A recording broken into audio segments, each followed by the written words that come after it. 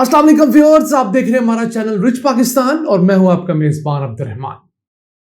Russia ने बरास्ता सड़क पाकिस्तान से एक्सपोर्ट्स का आगाज किया है और इसके जरिए दोनों मुल्कों के दरमियान ट्रांजिट टाइम यानी कि सफर का जो टाइम है 76% तक कम हो गया है। इस अहम खबर को डिस्कस करेंगे और आपको बताएंगे कि किस तरह जमीनी रास्ते से एक्सपोर्ट्स रशिया के लिए बहुत फायदे की चीज है और पाकिस्तान के लिए भी। और पाकिस्तान ने रशिया से दालें चने मंगवाए हैं। आज की दूसरी खबर, पाकिस्तान में हुकूमतें हमेशा टैक्स का बर्डन सैलरीड क्लास पर डालती हैं, तो अब इंटरनेट के ऊपर सैलरीड क्लास ने एक अलायंस के जरिए एहतजाज का आगाज किया है। एक अच्छी नवीद है, हम उन्हें सपोर्ट करते हैं और कुछ सजेशंस देना चाहते हैं।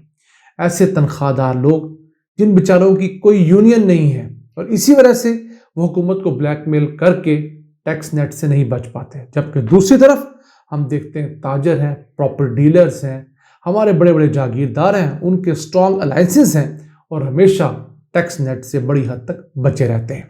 इस खबर को प्रोग्राम के दूसरे समय डिस्कस करेंगे। पहले चलते हैं हमारी आज की अहम तीन खबर।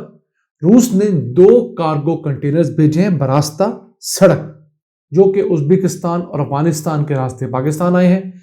ये चने, दालें और दीगर अनाज लेकर आए हैं और ये एक्सपोर्ट्स यूएन का एक प्रोटोकॉल है जो कि नाम रखता है ट्रांसपोर्ट इंटरनेशनल राउटर, उसके तहत मुमकिन हुई है, जिसके दुनिया के 103 ममालिक सिग्नेटरीज हैं।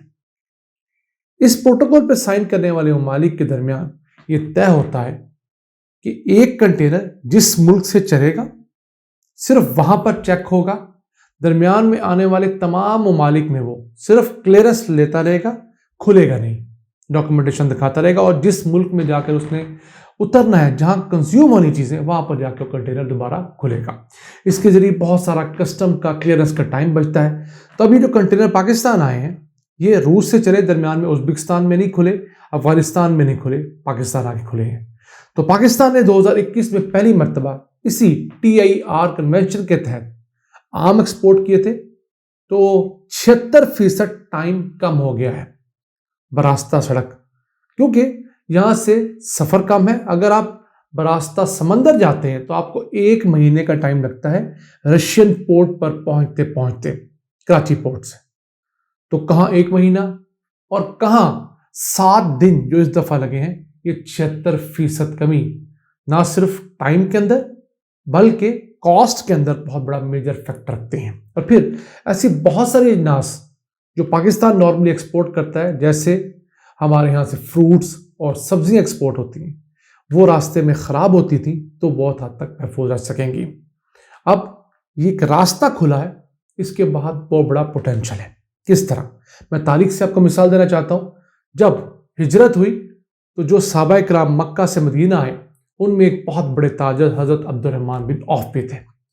उनको जिस साबी के साथ पेयर किया गया, माखात में बांधा गया, हजरत साद बिन रबी, उन्होंने ऑफर की कि आप मेरा आधा माल ले लें, लेकिन हजरत अब्दुर्रहमान बिन औफ ने कहा कि आप मुझे सिर्फ बाजार का रास्ता दिखा दे, मैं यहां भी तिजारत करूंगा।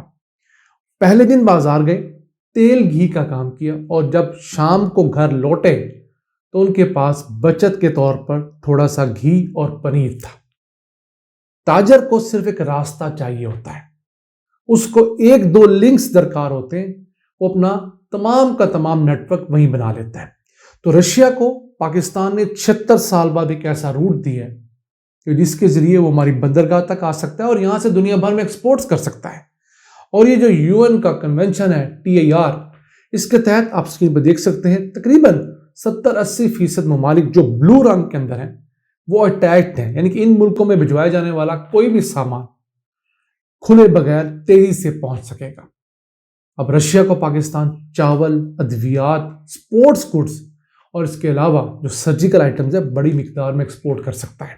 वहां से फिर मुख्तलिफ अक़साम की मशीनरी है, टेक्सटाइल की मशीनरी है, लेदर की मशीनरी है, केमिकल्स हैं, ऑयल्स हैं, गैसेस हैं, वो इंपोर्ट कर सकता है। वैसे रमा जो साल है 2023 का, इसमें बड़े अच्छे फिगर्स आए हैं। रूस के साथ हमारी तिजारत 50% बढ़ गई है पिछले साल की निस्बत।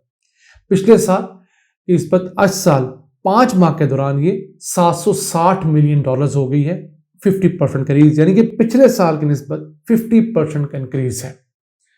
तो अब हम उम्मीद करते हैं कि दोनों मुल्क इस लैंड रूट से भी तिजारत बढ़ाएंगे और चीजें एक दूसरे को सस्ते दामों देंगे। आइए चलते हैं आज की दूसरी खबर। हुकूमत ने IMF का टारगेट पूरा करने के लिए एक मरतबा फिर तनख्वाहदार तबके के ऊपर मजीद टैक्स लगा दिया है। उसके सबब तनख्वाहदार तबका जो पहले पिसा हुआ था, स्पेशली प्राइवेट सेक्टर में काम करने वाले लोग, वो बेचारे बुरे हालात में हैं, क्योंकि उनकी तनख्वाहें 35% सरकारी मुलाजमीन की तरह नहीं बढ़ी। महंगाई 38% है, फ्यूल कॉस्ट कहाँ है, बिजली का बिल कहाँ है, तो उन बेचारों के तो कई साल तनख्वाहें नहीं बढ़ती जो प्राइवेट सेक्टर में काम करते हैं। उस सिलसिले में अब इंटरनेट के ऊपर हम सेव द सैलरीड क्लास नाम की कैंपेन देख रहे हैं, अभी इनिशियल स्टेज में है। मैं समझता हूँ जो भी तनख्वाहदार लोग हैं वो फेसबुक के, ट्विटर के इन पेजेस को ज्वाइन करें। सैलरीड क्लास अलायंस के बैनर तले ये सारा कुछ हो रहा है। इनकी कोशिश ये है कि हुकूमत को ख़त लिखकर बावर करवाया जाए कि हम पर बहुत जुल्म हुआ है। तो मेरी इस कैंपेन करने वालों से गुजारिश है कि हुकूमत इतनी बच्ची नहीं है कि वो आपके ख़त के ऊपर इम्प्लीमेंट करेगी। आपको स्ट्रगल करनी पड़ेगी, आपको 5 बजे के बाद सड़कों पे भी आना पड़ेगा और अमन एहतजाज करना पड़ेगा, तब जाकर हुकूमत आपकी कोई बात सुनेगी। फिर आपको अपना इस अलायंस, अपनी यूनियन स्ट्रॉन्ग करनी होगी। पूरे पाकिस्तान से लोग इसमें लाने होंगे, डेडिकेटेड वर्कर लाने होंगे, और आपको इसके बाद साफियों को साथ अटैच करना होगा, क्योंकि आपके इस आवाज़ को उठाने में सबसे अहम काम सहाफ़ी करेगा, क्योंकि सहाफ़ी खुद पिसा हुआ है। प्राइवेट सेक्टर के जितने भी इदारे हैं, किसी में भी महंगाई के मुताबिक से सहाफ़ियों की तनख्वाह नहीं बढ़ती, न अखबारात में न टीवी में। बहुत बड़ा जुल्म है। और बदकिस्मती ये है कि एक टीवी दूसरे टीवी के खिलाफ खबर भी नहीं चलाता। ऐसे टीवी चैनल्स हैं जहां पर गुज़िश्ता 5-5, 7-7 साल से ₹1 तनख्वाह नहीं बढ़ी। इस दौरान महंगाई 3 गुना बढ़ चुकी है। इन सेठों के न जाने पेट कब भरेंगे। खरबों रुपए के मालिक हैं। बहुत सारे सेठ तो अपनी ब्लैक मनी वाइट करने के लिए मीडिया हाउसेस चला रहे हैं, तो उनसे हम क्या उम्मीद कर सकते हैं। तो इस स्ट्रगल में आपको सबसे पहले साफियों को, प्रेस क्लब्स को ऑन बोर्ड लेना होगा, फिर डॉक्टर्स को, इंजीनियर्स को, आर्किटेक्ट्स को और इस तरह के दूसरे प्राइवेट सेक्टर के लोगों को आप जब साथ मिलाएंगे, और फिर आखिर में सरकारी लोगों को भी, तो आप इतनी बड़ी मिलियंस ऑफ लोगों की फोर्स बनेंगे जो हुकूमत के साथ निगोशिएट कर पाएगी और हुकूमत को मजबूर करेगी कि वो आपके ऊपर 2.5% टैक्स मजीद बढ़ाने की बजाय कि वो रिटेलर्स पर, होलसेलर्स पर, दुकानदारों पर टैक्स लगाएं। आपसे तो वो मुश्किल 15 अरब रुपए टैक्स कलेक्ट होगा, लेकिन अगर इतना ही टैक्स मुल्क में बड़े दुकानदारों, रिटेलर्स, होलसेलर्स पर लगता है तो हुकूमत 50 अरब रुपया इकट्ठा कर सकती है। इस मुल्क की इकॉनमी में, GDP में रिटेलर्स, होलसेलर्स का हिस्सा 18% है, और वो टैक्स कितना देते हैं? 1%। वक्त आ गया है कि हमारी सैलरीड क्लास भी इकट्ठी हो। आपको सेक्रीफाइस करना होगा। बच्चों को, बीवियों को जो टाइम आप फौरन देते हैं, 5 बजे के बाद आदत होती है घर जाने की, 9 to 5 का आपका बायोलॉजिकल क्लॉक है, उसको थोड़ा स्ट्रगल में चेंज करना होगा। तो यकीन कीजिए आप भी तब्दीली ला सकते हैं।